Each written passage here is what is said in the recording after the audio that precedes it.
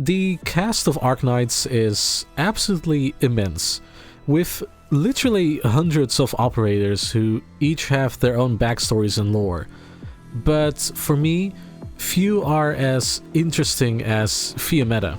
It's not just because she's a cool and well-designed character bringing with dumb tsundere vibes and absolutely insane drip whenever she shows up, but mostly because of the implications, personal struggles, and lore that's found inside her backstory, and basically everything leading up to Code of Brawl and any further in-game events she shows up in. So in this video I wanted to look into Fiammetta's backstory, how it formed her as a person, and why it makes complete sense that she is the way she is in events like Guide Ahead. モスティマを見張るのが私の責務だ。ここでもあいつと一緒に行動するけど大丈夫。 Now, at first glance, Fiammetta's entire shtick seems pretty obvious. She's a senior special correspondent of the Notarial Hall of Laterano, with many codenames stuck to her file, and here to keep an eye on the fallen Sancta Mostima, and to support Rhodes Island in accordance with an agreement with the Lateran Church. But it's already right here where things start getting interesting, and it's a detail that's quite easily missed. Fiammetta, a Liberi, is working for an important and armed governmental organization of Laterano, the angelic city-state ruled almost exclusively by Sancta. Basically, every other character from Laterano who has anything to do with the government is a Sancta, making Fiammetta incredibly unique. But how did she even get this position? Well, for this, as is common with Arknights characters, we gotta go back to her childhood. At the age of 7, Fiammetta lost her parents and was subsequently taken in by the Lateran gun knight called Patrizon, who is also a playable operator under the codename Sancta Mixaparato? Yeah, sure, why not? Patri votes to raise Fiammetta into a Lateran any parents would be proud of. And according to the adoption papers at the Notarial Hall, they are grandfather and granddaughter, but it's been noted that they act more like two bickering friends, spending most of their time arguing over each other's fighting style, interests, hobbies, diet, and most importantly taste in movies, as Patri cannot fathom why his granddaughter doesn't like Rankwood movies. Of course, her granddad was present during the most important decisions in Fiammetta's life, like her choice of school, choice of career, upgrading her grenade launcher, and still trying to fix her taste in movies. Emphasis on trying. You know, totally normal grandparent and child behavior. It is thanks to her gun knight grandfather's encouragement that Fiammetta joined the Pontifica Cohort Lateran, the city-state's armed elite special forces, where she would meet her squadmates and friends, Lemoine, Mostina, and Anduin, becoming fast friends with the former two in her own sarcastic, aggressive, tsundere kind of way. Whatever it is you want, it can wait until I get my hands on Mostima. It has to be that damn idiot who spiked my fin balls with chili. Get to the side and make sure you stay there. This day's not done until I put a bolt in her.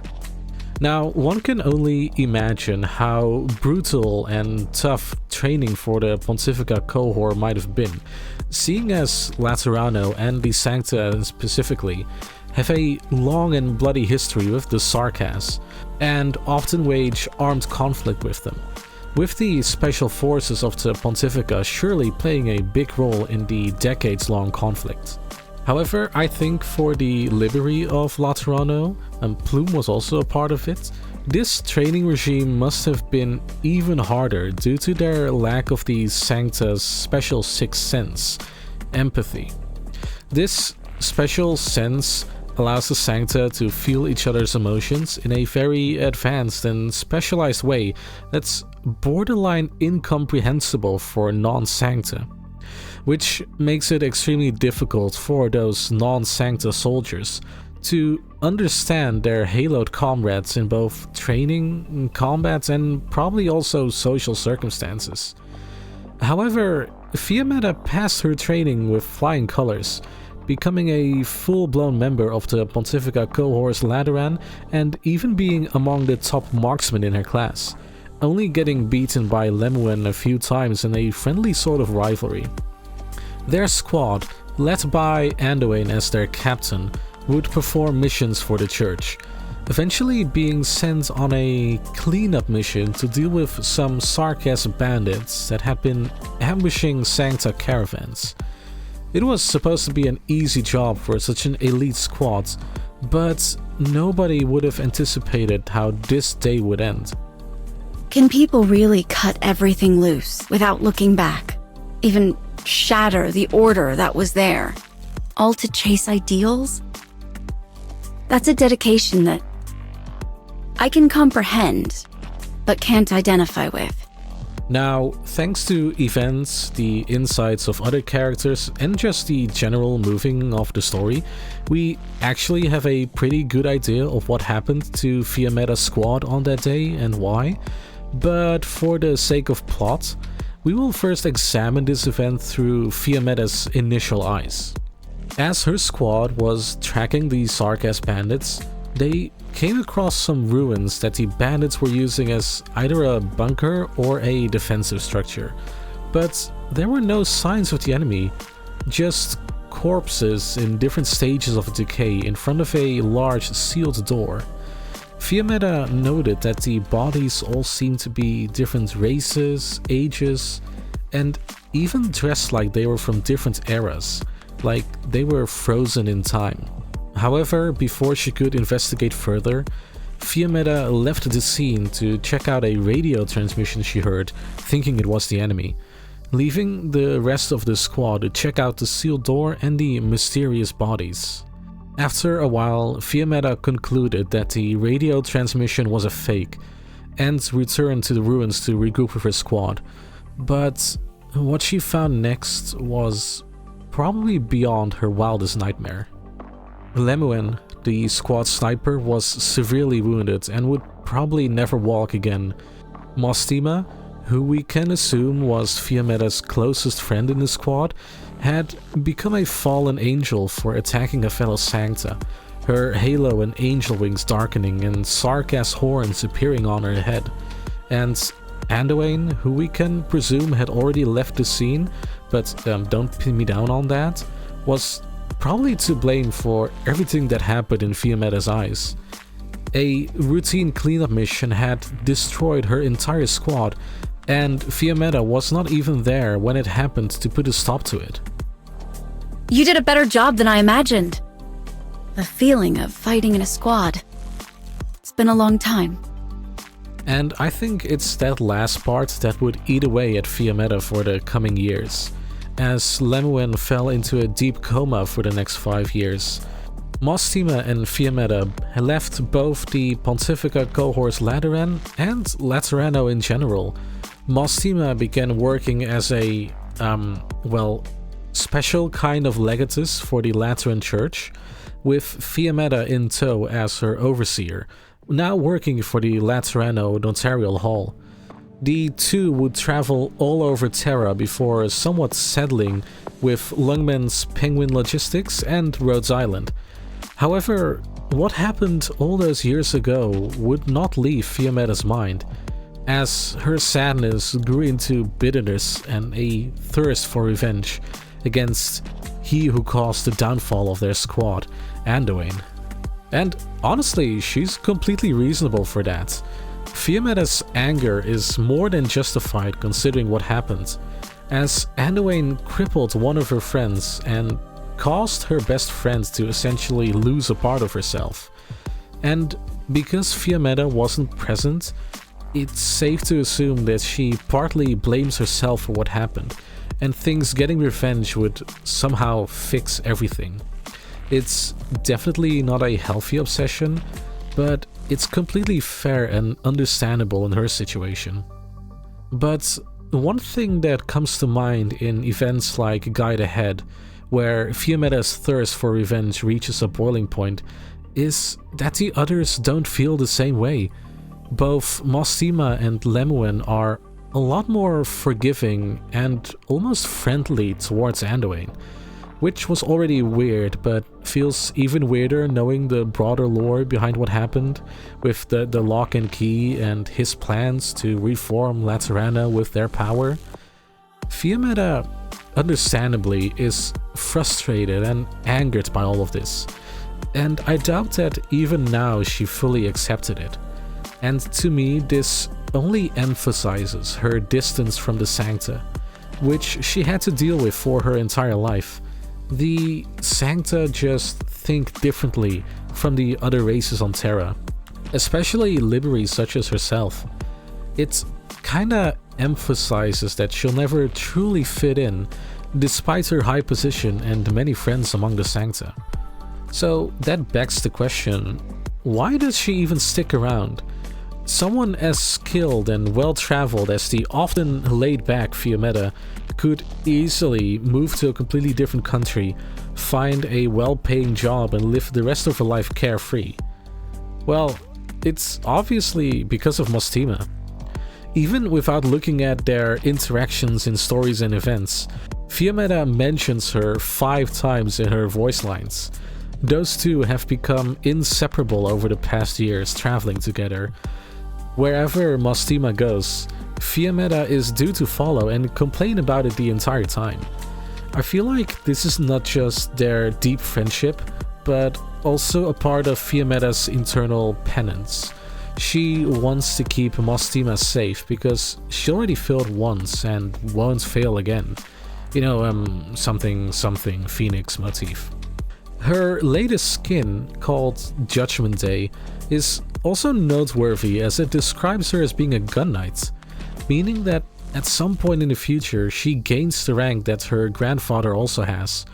Furthermore, the description mentions her returning to the place where her squad fell apart, the ruins where fragments of time had now turned into vicious beasts. So it's clear that her and Mostima's stories is far from over. Ever since I took on the task of monitoring Mostima, I've hardly gotten the chance to stop anywhere for long. I adapted to the runabout lifestyle a while ago, but having somewhere I can just take a breather on a day like this, it's nice. Now, Fiammetta's backstory and lore make her seem like a very serious, angry, and brooding character, and I mean she is all of those things.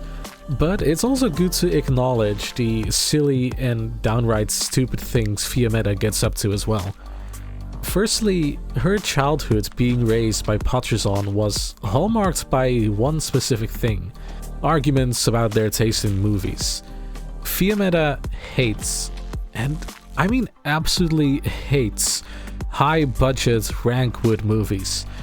She calls them rotten and says the only selling points they have are the pretentious titles, excessive explosions, and age ratings.